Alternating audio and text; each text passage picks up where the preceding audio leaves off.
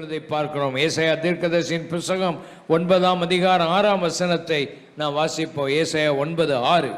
நமக்கு ஒரு பாலகன் பிறந்தார், நமக்கு ஒரு பாலகன் பிறந்தார், நமக்கு ஒரு குமாரன் கொடுக்கப்பட்டார், நமக்கு ஒரு குமாரன் கொடுக்கப்பட்டார், கர்த்தத்துவம் அவர் தோளின் மேல் இருக்கும், கர்த்தத்துவம் அவர் தோளின் மேல் இருக்கும், அவர் நாமம் அதிசயமானவர். அவருடைய நாமம் 5 காரியங்கள் சொல்லி இருக்கு. 1 அதிசயமானவர், ஆலோசனை கர்த்தர், 2 ஆலோசனை கர்த்தர், வல்லமையுள்ள தேவன், வல்லமையுள்ள தேவன், நித்திய பிதா, நித்திய பிதா, சமாதான பிரபு என்னப்படும். சமாதான பிரபு. 5 விதமான பெயர்கள் அவருக்கு இருக்கிறது.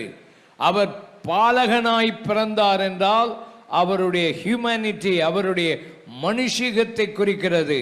நமக்கு ஒரு குமாரன் கொடுக்கப்பட்டார் என்று சொல்வது அவருடைய தெய்வீகத்தை குறிக்கிறது.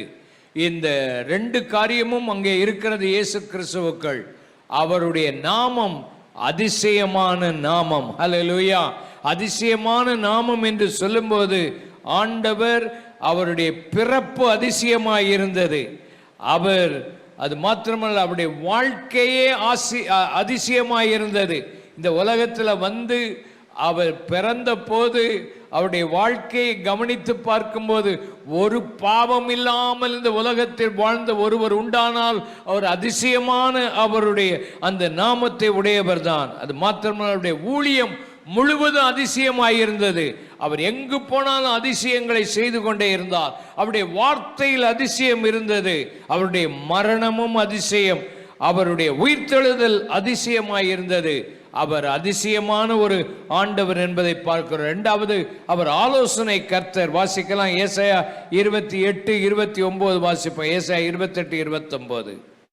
அப்பத்துக்கு தானியம் இடிக்கப்படும், அப்பத்துக்கு தானியம் இடிக்கப்படும், இடைவிடாமல் அவன் அதை போரடிக்கிறது இல்லை, இடைவிடாமல் அதை போரடிக்கிறது இல்லை. அவன் தன் வண்டிலின் உருளையால் அதை நசுக்குகிறதும் இல்லை, தன் குதிரைகளால் அதை நொறுக்குகிறதும் இல்லை.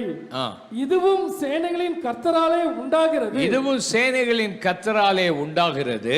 அவர் ஆலோசனையில் ஆச்சரியமானவர், அவர் ஆலோசனையிலே ஆச்சரியமானவர், செயலில் மகத்துவமானவர், செயலிலே மகத்துவமானவர். இவர் ஒரு ஆலோசனை கர்த்தர்.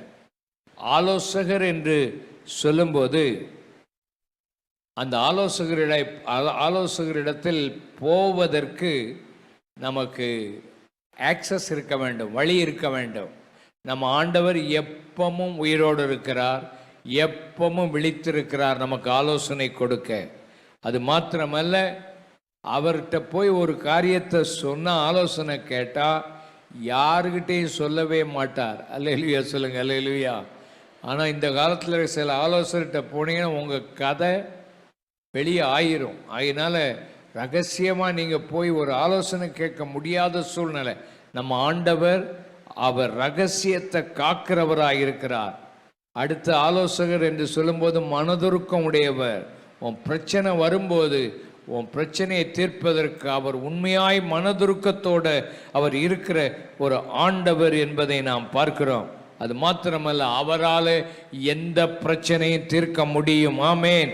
ஹல்லேலூயா. எந்த பிரச்சனையும் அவர் தீர்க்க முடியும். நம்முடைய ஆண்டவர் வல்லமை உள்ள ஒரு தேவன். ஆமேன். வல்லமை உள்ள தேவன். எத்தனை பேர் விசுவாசிக்கிறீங்க? வல்லமை உள்ள ஒரு தேவன் நம்ம மேல கண்ணை வைத்து எப்பவும் நமக்கு ஆலோசனை சொல்ல அவர் வல்லமை உடைய தேவனாயிருக்கிறார். வல்லமை உடையவர்.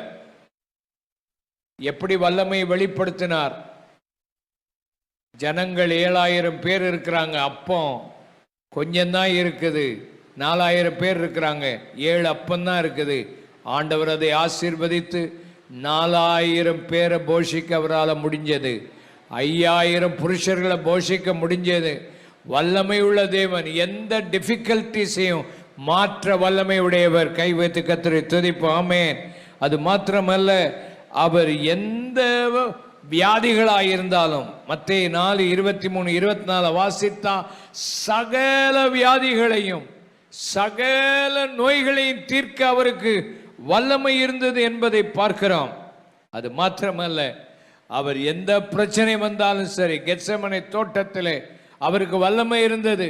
அவரை பிடிக்க வருகிறார்கள். அவர் யாரை தேடுகிறீர்கள் என்று கேட்கிறார்கள். நசரனாகிய இயேசுவை தேடுகிறோம். நான் தான் என்று சொன்ன உடனே அத்தனை பேரும் மல்லாக்க விழுந்து கிடக்கிறத பார்க்கிறோம். அவர் வல்லமை உள்ள தேவன். ஆமென். சர்வ வல்லமை அவரிடத்தில் இருக்கிறது. அவர் மரணத்தை ஜெயித்த தேவன் என்பதை பார்க்கிறோம். உயிரோடு எழும்பி இருக்கிற ஒரு வல்லமை அவருக்குள்ளே இருக்கிறது என்பதை பார்க்கிறோம். அவர் நித்திய பிதா. கை வைத்து அவர் ஒரு நல்ல தகப்பனாய் இருக்கிறார். உன்னை எந்த சூழ்நிலையிலும் தகப்பனே என்று நீ அவரை கூப்பிடும்போது அவர் வருவார்.